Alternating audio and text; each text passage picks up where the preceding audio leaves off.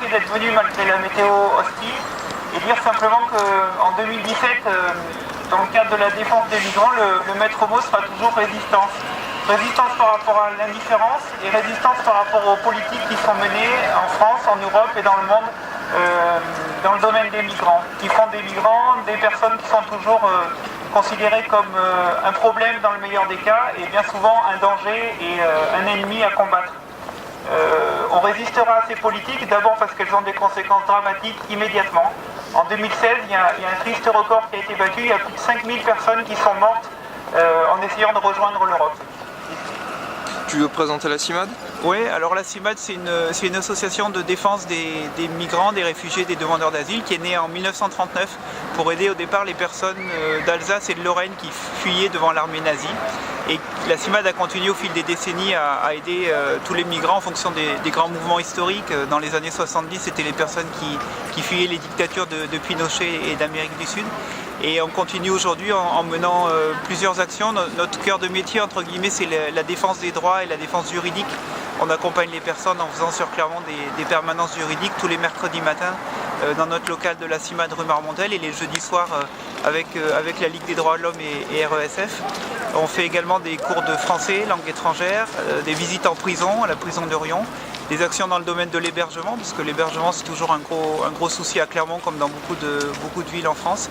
Et puis des actions aussi de sensibilisation, parce que notre pari, qui est un pari compliqué de long terme, c'est qu'on veut faire bouger les gens et le plus grand public pour faire bouger plus tard les politiques et avoir des lois qui soient moins hostiles aux migrants. Ça fait longtemps qu'on fait des actions. La CIMAD à Clermont c'est 1994. Ouais.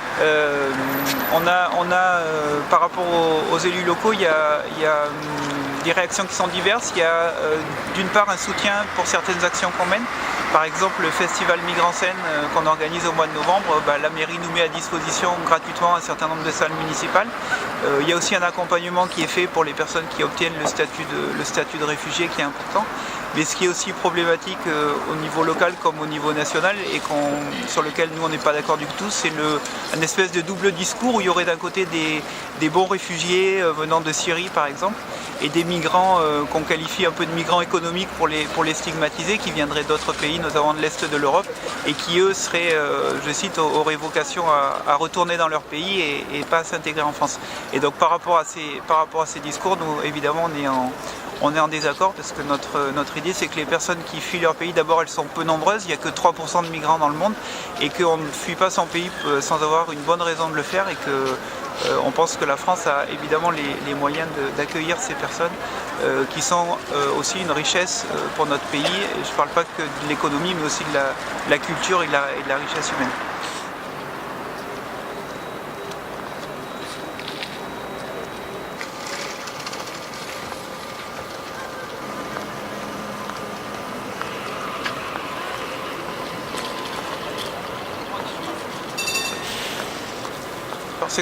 C'est complètement dérisoire ce qui a été fait en France.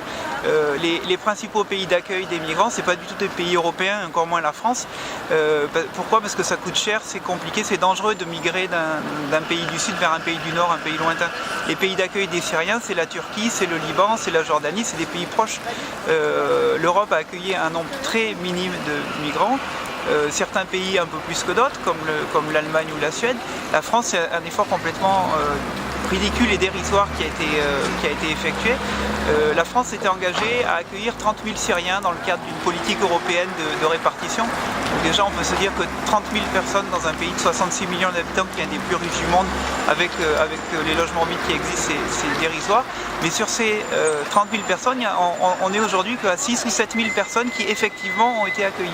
Donc c'est très bien pour ces personnes-là et évidemment on est content pour elles, mais c'est un effort qui reste complètement dérisoire et qu'il faudrait accélérer très, très rapidement pour éviter que toutes les tensions se concentrent dans certains pays en Europe, et je pense à la Grèce ou à l'Italie, où les pays du nord de l'Europe font tout pour tourner la tête, construire des murs un peu plus hauts et laisser le voisin se débrouiller. La France est bien sûr pas du tout un bon élève, mais malheureusement c'est pas le seul. Ça relève toujours de la même logique qui est le migrant est un danger, une menace, et on doit tout faire pour décourager ces personnes et pour les renvoyer dans leur pays.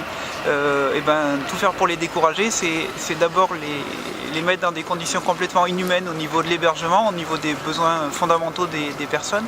Et c'est même pas une question de logique économique, parce qu'il y a des solutions qui existent, qui fonctionnent, qui demanderaient qu'à être dupliquées et à servir de modèle, mais c'est une logique politique de rejet du migrant, et l'idéologie c'est on doit absolument traiter le migrant comme un danger, donc un danger il faut le repousser, quelles que soient les conséquences d'inhumanité que ça entraîne sur toutes ces personnes, évidemment à Paris, mais je pense aussi au centre de rétention où de nombreux enfants sont encore enfermés dans ces centres en 2017, plusieurs dizaines en métropole et plusieurs milliers à Mayotte, alors que ça avait été une promesse en 2012 de François Hollande qui l'a oublié, comme d'autres promesses dans le domaine des migrants, je pense au droit de vote aux élections locales, mais voilà, c'est des politiques inhumaines qui n'ont pas de logique du tout, même une logique économique. On n'est même pas à parler d'humanité, même au niveau économique ça n'a aucun sens. C'est simplement une idéologie de peur et de rejet des migrants.